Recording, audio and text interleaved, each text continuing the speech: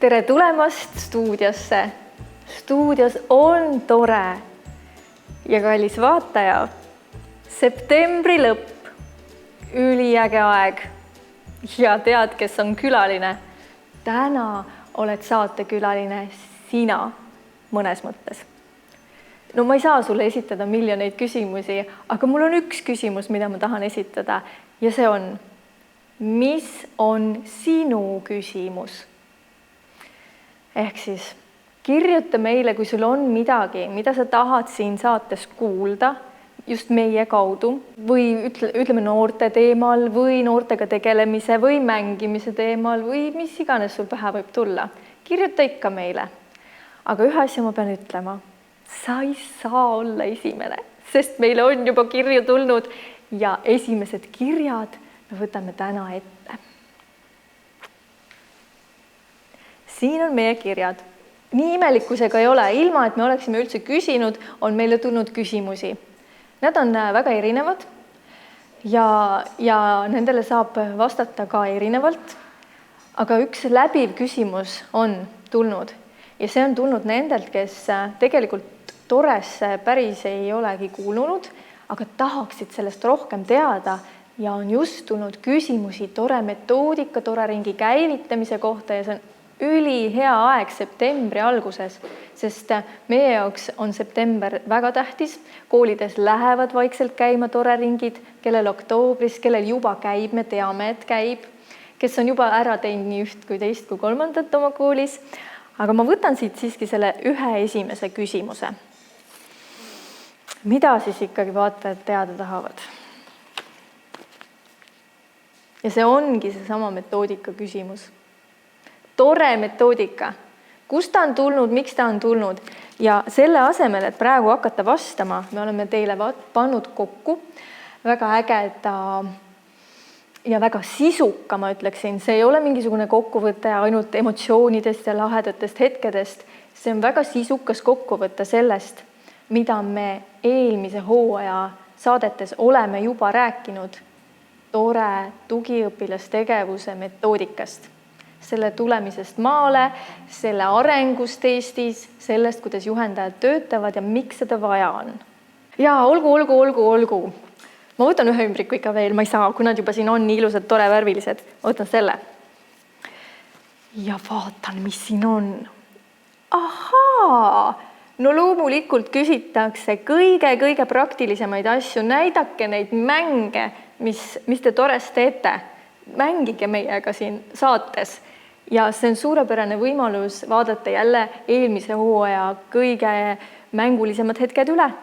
Ehk siis keskendume täna Tore metoodikale ja sinna vahele vaatame Tore mänge.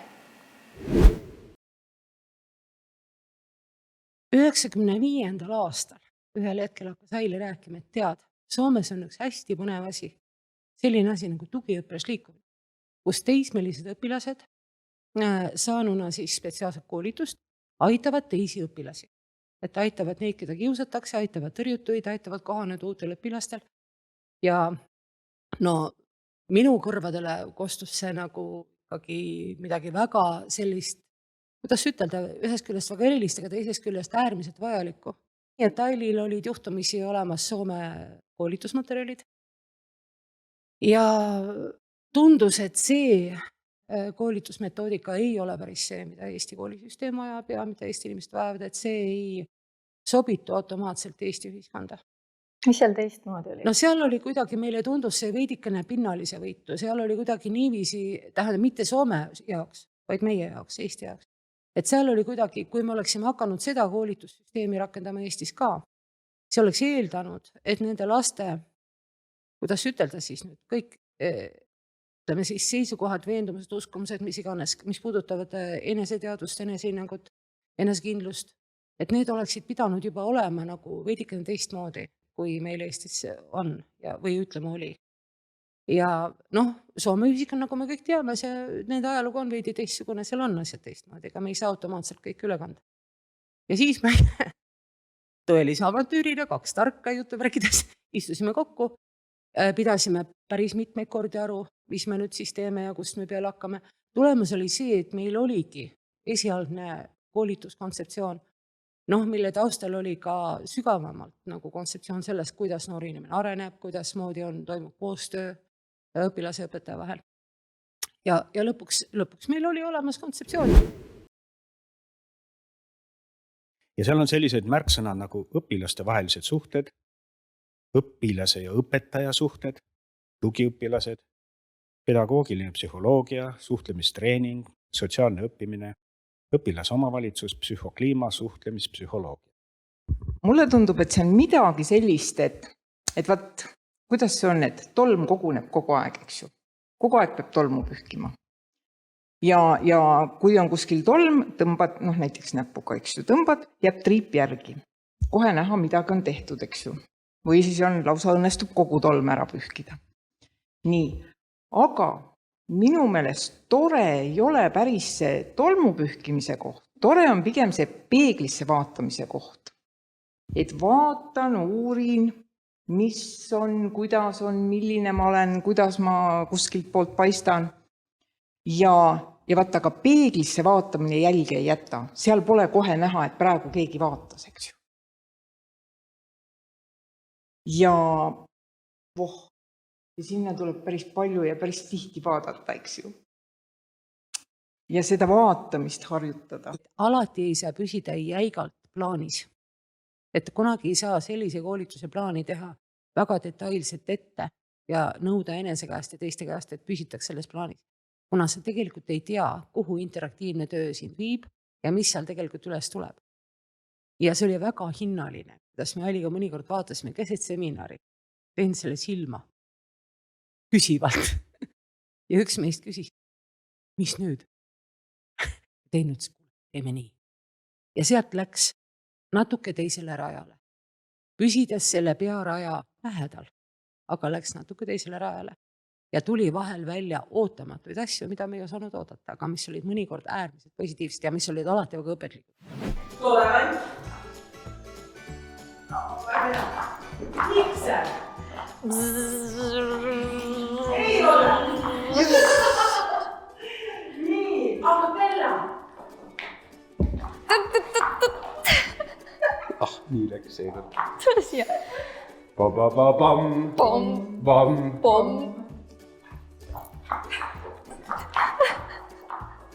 Jänes.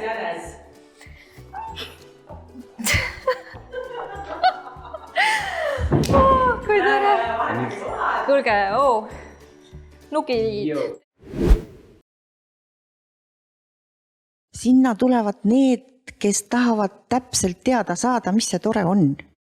Ja kohe ei saagi seda seletada, need peavad seda läbi elama nii, nagu Endla ütles, et see ei saa sõnaliselt 10 minutiga seletada, mis see tore on.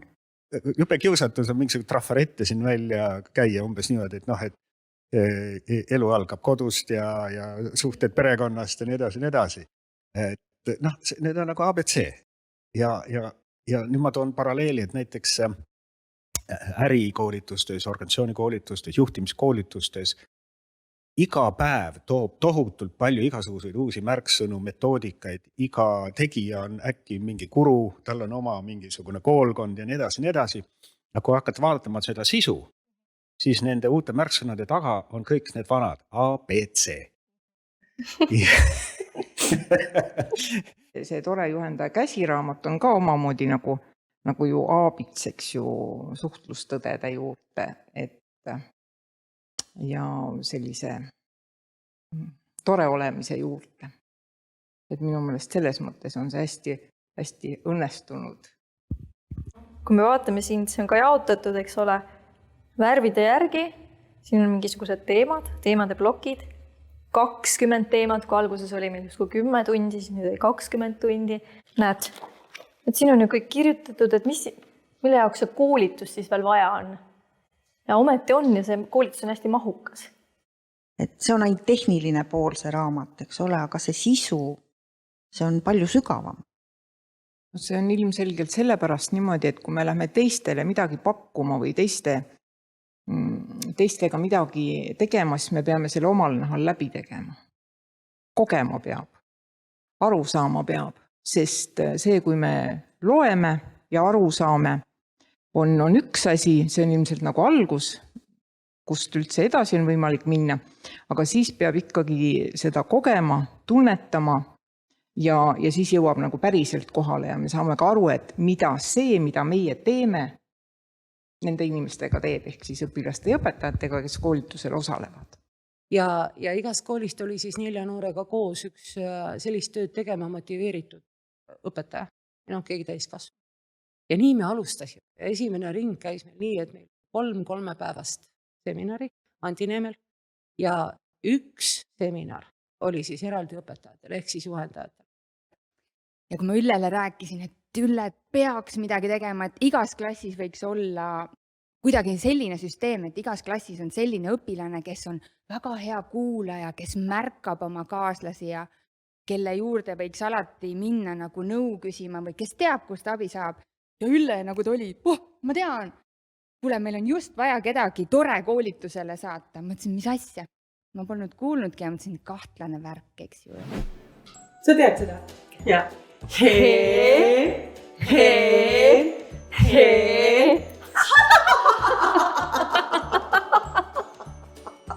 Teeme veel.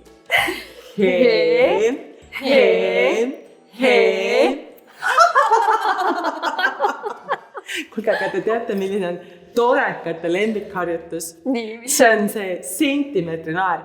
Et kõik need, kes praegu koolis on või kuidagi kooliga seotud, soovitan teha kas koos õpilastega või ilma õpilasteta. See on niimoodi. Nüüd hästi tasakesi.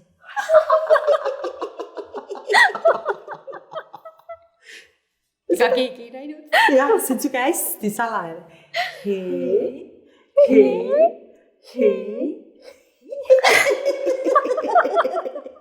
Seda võib ka nagu selliseks keskendumisharjutuseks võtta. Et sa vaatad nüüd oma sõrmi ja niimoodi vaikselt naerad. Aga mõnigi õpetaja ütles, et laste kohta, siis õpilaste kohta, mida sai uute teada. Issand, kui arukad nad on. Ma poleks kunagi arvanud, et nad on nii arukad. See oli äärmiselt tore, see tegi südamesoojaks. Ja siis teisest küljest, õpilaste käest tagasiside. Kõige toredam tagasiside minu arvates. See minu ajast tuli juba esimeses ring ja tuli ka teises ring. Õpetaja on inimene nagu minagi. Õpetaja vajab kiitust. See oli mõne lapse jaoks ikka tõeline avastus. Õpetaja on samasugune kui mina, tema vajab ka kiitust. Uskumatu küll. On olnud vahest inimesi, juhendajaid grupis, kes on sellised hästi, kas kriitilised või hästi kahtlevad või kõhklevad või siis arvavad, et mis ära ei ole, et see kuidagi tundub niimoodi.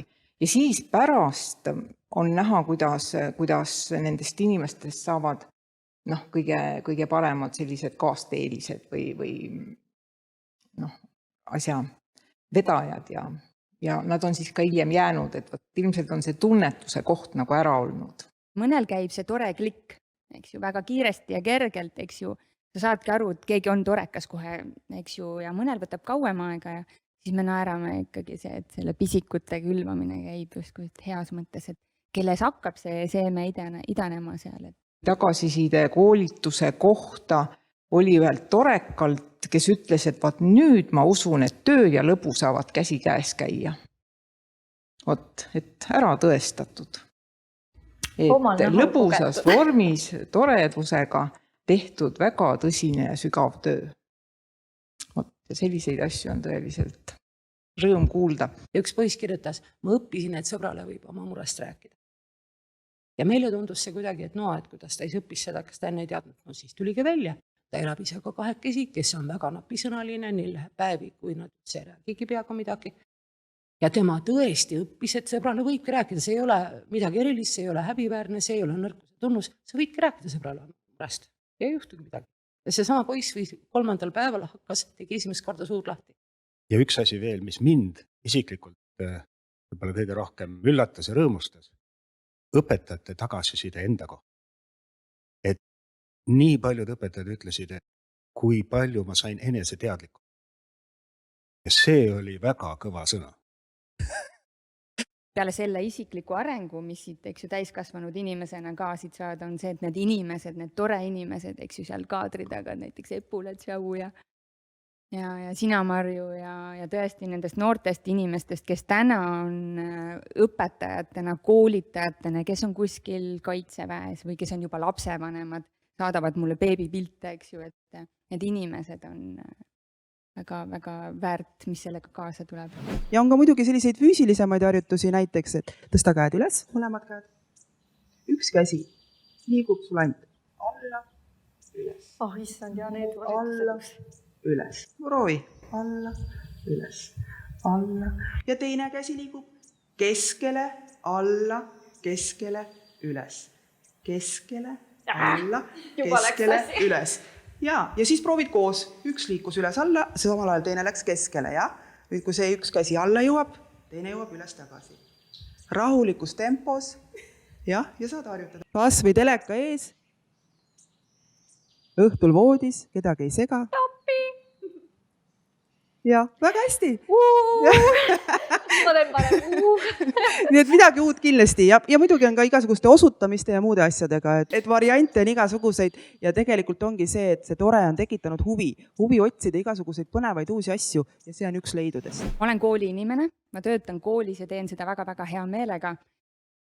Ükskõik, mida ma muud olen katsetanud koolis, siis tore tegevus on küll see, mis ma alati endaga kaasas kannan. Ja tore on üks väga hea võte, et suunatagi sinna neid lapsi, kes vajaksid rohkem seda julgust rääkida.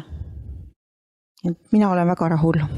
Ja ma läksin sinna ette nii, nagu ma tavaliselt teen, istusin sinna, rääkisin selle tore jutu ära, et tulge kõik toresse ja mis see kõik tore on, jube raske muidugi vaata rääkida, kui midagi kogemuslikult käib see õppimine, eks ju, müüd nagu põrsast kotis, et näidata ju midagi ette ei ole. Mulle meeldib see mõte, ma tihti seda ütlen välja, et õnnelik täiskasvanu on see, kes oskab mängida nagu laps. Ja tores on ju väga palju mänge. Ja mina naudin seda mängimist koos lastega. Ja lapsed mängivad ja naudivad mängimist koos täiskasvanutega. Ja see, kuidas me üksteise tassi täidame, võib-olla see ongi see, mul on praegu ihukarvad püsti, et tegelikult ma räägin päris asjast praegu, et minu meelest see ongi otse iva. Ja kui öeldakse, et noorus on hukas, ma vaidlen alati vastu, et meil on nii ägedad noored, et nendelt saab palju õppida. Iga päev midagi natukene. Kolmandik, millest ka koolitusel räägitakse, et üks osa käib läbi, teine saab endale midagi ja kolmandik siis jääb selliseks kohe päriselt panustama ja ütleme, märkama, aitama rohkem. Et väikesed vaatavad sellise pilguga, et tahaks ka, eks ju. Uude, hea, nüüd olete merelaine.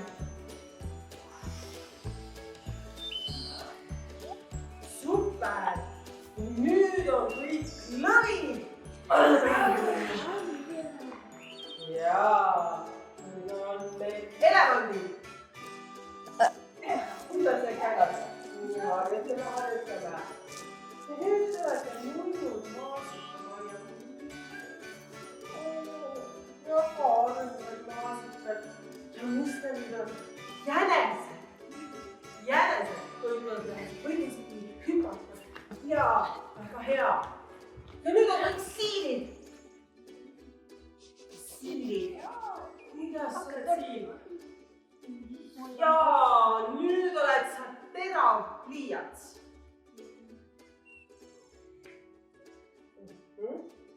Ja nüüd oled sa päike, kes kiirgab päikest igale toole. Päike, kui tore on olla päike.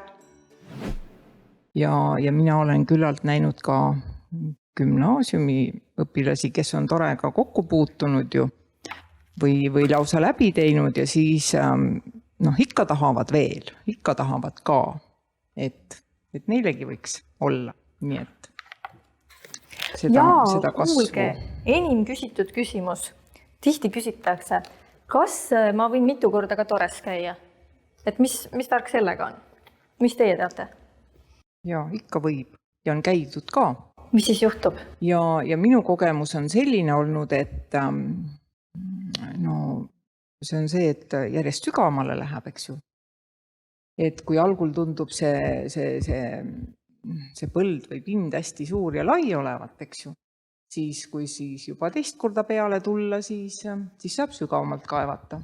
Ja minul on olnud selliseid armsaid kogemusi ka, et õpilased ise on tahtnud teist korda tulla, et ega kogu aeg ei taipa ju, et kedagi veel uuesti kutsuda, et see ongi õpilaste initsiatiiv tegelikult olnud ja mina siis räägin, et tead, me teeme seda sama asja, et see on koolitus, eks ju, see on see üks asi ja siis tema ütlebki, aga ma tahangi veel, et ma tahangi põhjalikumalt seda asja saada. Teine kord ja võib-olla 3. korral ta tahab juba ise seda ringi juhtida.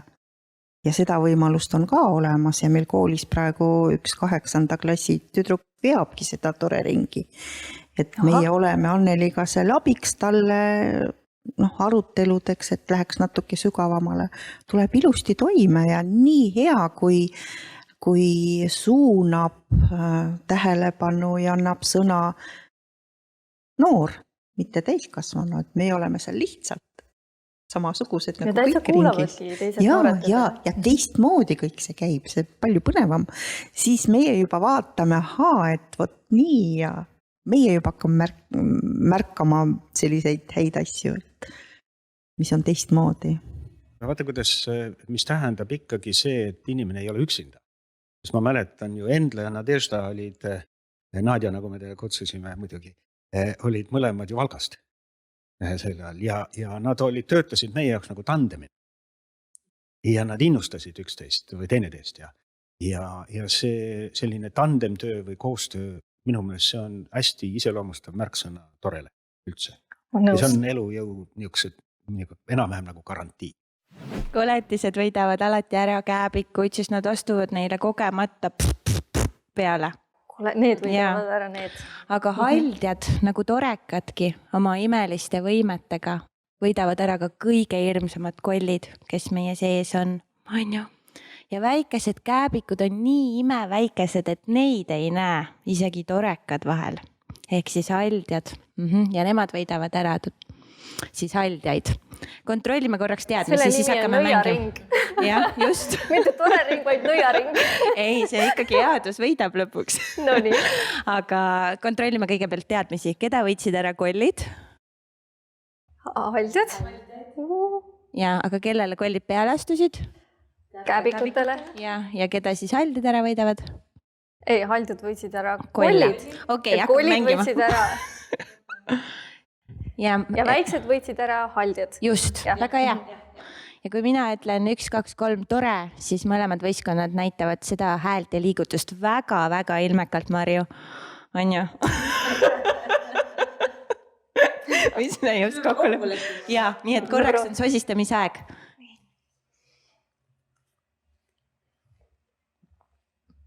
Appi, mul on tunne. Valmis, jah? No nii. Nii. 1, 2, tore! Ohoo! Palju õnne!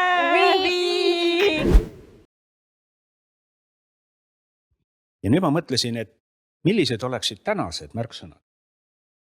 Ma pakun välja. Näiteks minu meelest tänasel päeval juba täiesti avalikult ja äriorganisatsioonides, kellega mina ju põhiliselt töötan, on suur teema on vaimne tervis. Sellest ei häbene rääkida. Koostöövõime, koostööoskus, õppimisvõime, õppimisoskus. See tähendab kõik, mis on seotud muudatuste tegemisega, muudatuste juhtimisega, psühhotraumadest vabanemine. Sest lõpuks kooli kiusamine põhimõtteliselt ei ole midagi muud kui psühhotrauma tekitada. Nendest saab tänasel päeval avalikult rääkida. Kooli ja kodutööst näiteks. Ja nüüd Ellu, mis veel, mida sina lisaks? Virtuaalmaailma pealetung, nutisõltuvus, arvutisõltuvus. Ma arvan, et see on lai teema, aga seda saab nende märksõnade kontekstis ilmselt väljendada eri aspektid. Aga see, et ei ole olemas enam maailma, mis toimiks kuidagi konkreetsel viisil. Väga paljude laste jaoks ei ole seda maailma. On mingisugune ebamäärane on midagi, mis tuleb läbi ekraani, kus ei ole õiget ega valet, head ega kurja, kus on kõik segamini. See oleks siis märksõna minu jaoks piiride hajumine ja selle juurde kohe automaatselt enesejuhtimisvõimekus.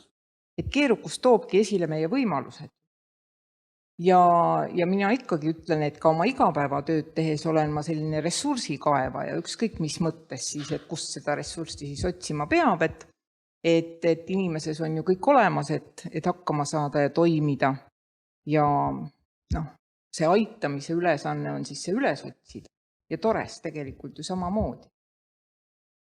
Et me ei lähe ju aitama mingite väga füüsiliste või väga materiaalsete või selliste asjadega, vaid me aitame nende nähtamatute asjadega, et ise hakkama saada. Teismelised on just nagu vaakumisse jäänud tänu sellele, et on kooliõpe ja ringide tegevus pärsitud. No see on ausalt öeldes täiesti nagu see, mis räägid ühiskonnas, ka kriisiolukord. Ja ükski pingutus, mis on suunatud noortele, lastele ja noortele ei ole asjata tehtud. Ja kujuta ette, kui sul on lihtsam silmad kinni kujutada, siis mõtle tuleta meelde üks hästi mõnus ja tore koht, kus sul meeldib. On see siis suvest mõni hetk või mõni paik või on see sinu enda kodus või kus on olnud sul hea, soe, turvaline. Ja võta kõik need head tunded enda sisse, oma südame sisse. Ja mõtle sellele, et sina oled see väärtus, see kõige tähtsam. Ja kui sa juba tunned seda, et su süda täitub tasakaalu ja kindlustundega ja heaolutundega, rahulikkusega, siis sa võid vaikselt avada silmad ja tulla tagasi. Täitsa huvitav, no tõesti, nagu rahulikum on olla küll, jah. Minul vähemalt on. Mina mõtlen niiviisi, seda on kahju öelda, aga ma olen peaaegu kindla selles, et tegelikult selle pikka aega kestva distantsõppe järelmõjusid, me hakkame hindama hiljem, me hakkame nägema neid hiljem ja ma arvan, et me võib-olla kõiki järelmõjusid esimestel aastatel ei tunne isegi ära. Ja siin hakkab toimima selline asi ka natukene nagu selline ühiskondliku tavateadvuse niisugune, sest on kummaline öelda, niisugune kaitsemehhanism, et me nagu ei taha, meil on lihtsam elada, kui me ei näe, kui me ei saa aru. Tõukam natuke eemel. Ja siis seletame seda endale sobival viisil, nagu kaitsemehhanismide puhul teatavasti ikka tehakse.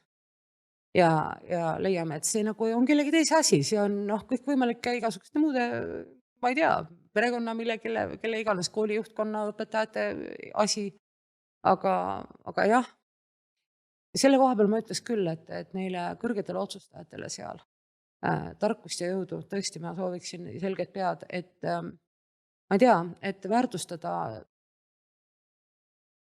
professionaalide tehtud uuringuid, nende tähelepanekuid, kuula professionaale. Ja paraku olen ma seda nüüd kogenud või teada saanud, et kui torega alustad, siis torest enam lahti ei saa.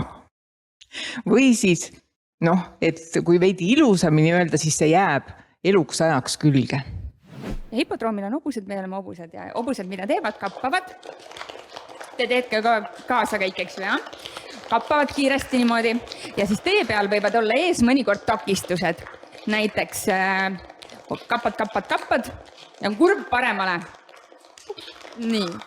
Siis kappad edasi ja on kurv vasakule. Nii. Ja lähed edasi, siis ees on takistus, hüppad, võtad hoogu, hüppad üle takistuse. Ma kujutan ette, kuidas ma seal Rakveres olin, oh my god. Kappad. Järsku vaatad, soo on ees, lähed üle soo. Kappad edasi. Ja siis vaatad, siil on ees, siil läheb üle tee, laseme siili üle. väga hea. Kappad ja siis vaatate juba eemalt, et naised on publikud. Kuidas naised teevad? Kappad edasi. Siis on mehed on publikud. Mehed on kõvasti maksnud tavaliselt. Mehed teevad uhkelt. Kappad edasi. Ja siis ma arvan, et oli vist fotofiniš on ju, hoobused võtavad üles, kappavad ja siis pildistatakse lõpus. Meie aga kohtume teiega juba järgmisel kuul ja see on oktoober. See on vaimse tervise kuu ja meiegi saatesarjas on täiesti vaimse tervise teemaline saade. Aga enne veel kohtume 5. oktoobril ja see on täpselt õpetajate päev ja sinna täpselt sobib üks äge külaline, kes tuleb. Ja koos meiega räägib väga põnevatest teemadest. Ole kohal, sest stuudios on tore.